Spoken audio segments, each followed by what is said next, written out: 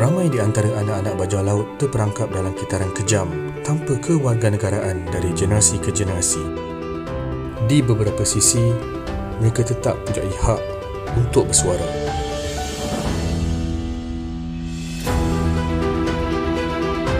Ini hakikat yang perlu kita sedari. Masih ada keluarga yang berjuang dengan maut demi sesuap nasi. Mengatasi kemiskinan bukan sebuah tindakan keadilan. Itu merupakan perlindungan terhadap hak asasi manusia yang fundamental, hak atas martabat dan kehidupan yang layak. Selagi mana ada rakyat yang terjerumus ke dasar kemiskinan, terpeleset dari mendapatkan pendidikan, tidak ada istilah kemerdekaan sejati. Kemiskinan bukan bererti ukuran dari materialistik, tetapi mental, jiwa dan fizikal.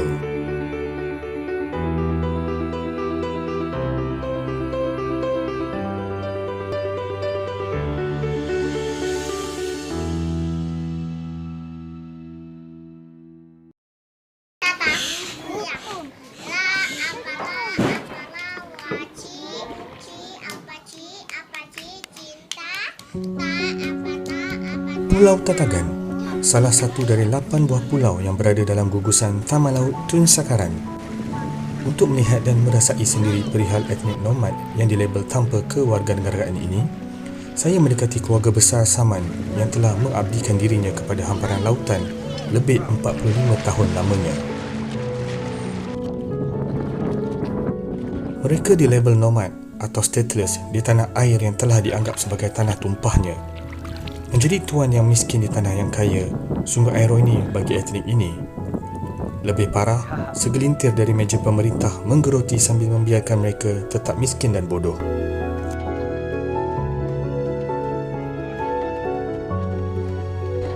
Saya menghabiskan waktu yang lama untuk tinggal dan memahami apa yang mereka lalui sepanjang berada di perairan Sulu ini. Seperti biasa, ini adalah rutin harian Saman dan keluarga besarnya sejak berpuluh tahun lamanya dari generasi ke generasi. Lautan adalah segalanya bagi mereka. Dengan tu aku lang tak. Kami mo na sampai marambuan niya na 10 kilo. Balay karang sibay di laut mabingangan. Bang manjari hapa marium teman-teman. Nasombal manjari sinagaw. Sinagaw bininasagi kami. Tangkapan ikan berskala besar telah menjejaskan ekosistem hidupan laut di sini. Oleh itu, pihak berwajib telah menetapkan syarat-syarat bagi mengawal aktiviti ini dari berleluasa dan secara tidak langsung ia memberi kesan kepada mereka yang tinggal di Pulau Tatagan ini. Bang dah kayo keluarga sukup kinakan. Bang ay ka keluarga bala sukup. Bang ani IC bilah aku taga IC. Masih du bilah aku madi laut. Pasal bangan niya IC ko bilahi ako patanda madilaut kembali ako sinagaw malako kinasaw. Untuk pengetahuan, etnik bajau laut ini cukup dikenali dengan daya tahan nafas di dalam air serta menangkap ikan secara tradisional. Saya ada ketemu Pak Edi, salah seorang penyelam yang paling tangguh yang berasal dari Pulau Tatagan. Dengan kudrat yang makin menua, beliau tetap gigih menyelam berpuluh meter ke dasar lautan demi kelangsungan hidup. Kinuali palansuman. Ikelang bangan atas, bangan balan atas tampak sakinakan. Hubungan Pak Edi dan perairan ini cukup sinonim.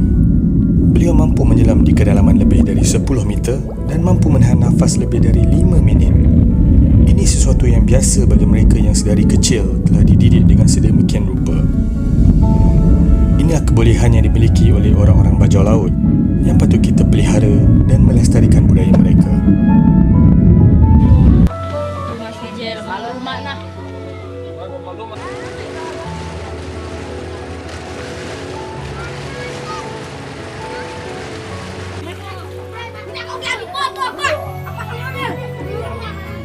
Kami banyak boleh buntal. Tawag belak kami barayang magsang laog sang lahat. Kami abangan.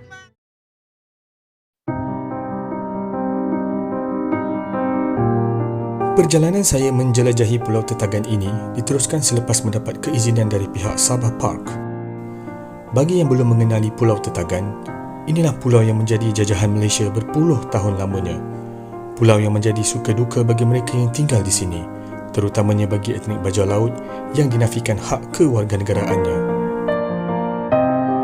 Pada awal jurnal ini dihasilkan, saya dan beberapa teman berkira-kira untuk mendokumentasikan perjalanan ke sini.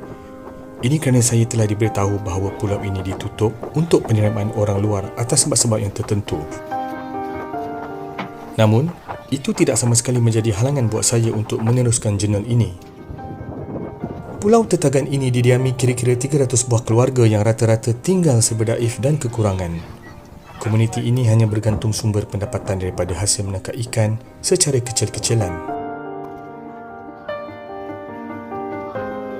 Pada pengamatan saya sepanjang melakukan pemetaan dan mengumpul data di perairan ini selama lebih 7 tahun, banyak sumber daya dan hak mereka terus dinafikan. Alasannya tetap sama. Etnik ini bukan warga negara dan mereka tidak layak untuk mendapat keistimewaan biarpun menjamah hak pendidikan asas. Ini adalah perkara yang amat membimbangkan dan menyedihkan, terutama apabila kita berbicara soal masa depan anak-anak etnik bajau ini. Kebanyakan anak-anak di pulau ini belum terlayani pendidikannya. Inilah kehidupan nyata anak-anak kecil di sini. Mereka terus-terusan ke laut dan rawa hingga kehilangan makna. Ini dampak jelas dan membuat mereka yang berada di Pulau Tetagan tidak mampu melakukan aktiviti ekonomi sehingga sulit meningkatkan perekonomian diri. Justru, dalam memenuhi perut sehari-hari, mereka sangat bergantung pada hasil alam. Buktinya, anak ini juga tidak terlepas dari kesepitan yang bukan mereka ciptakan.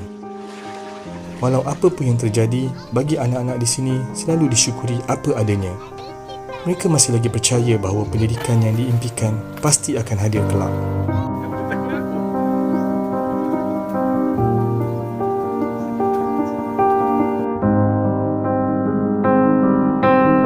Saya percaya, di antara banyaknya jalan buntu, manusia akan saling bantu.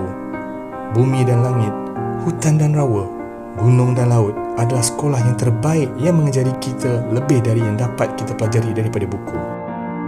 My home, my Malaysia.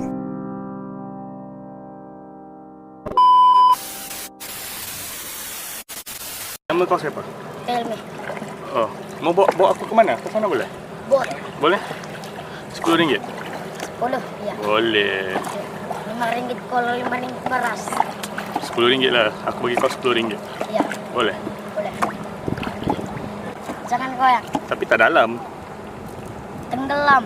Oh, kapalnya tenggelam. Ya, jangan goyang.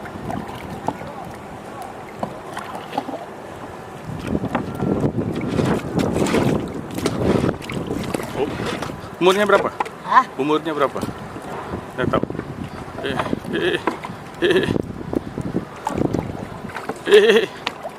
Jangan goyang. Nak goyang, nak goyang.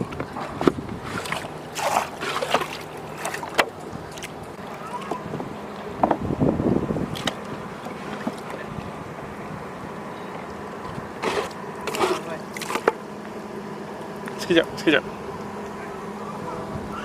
Sekejap.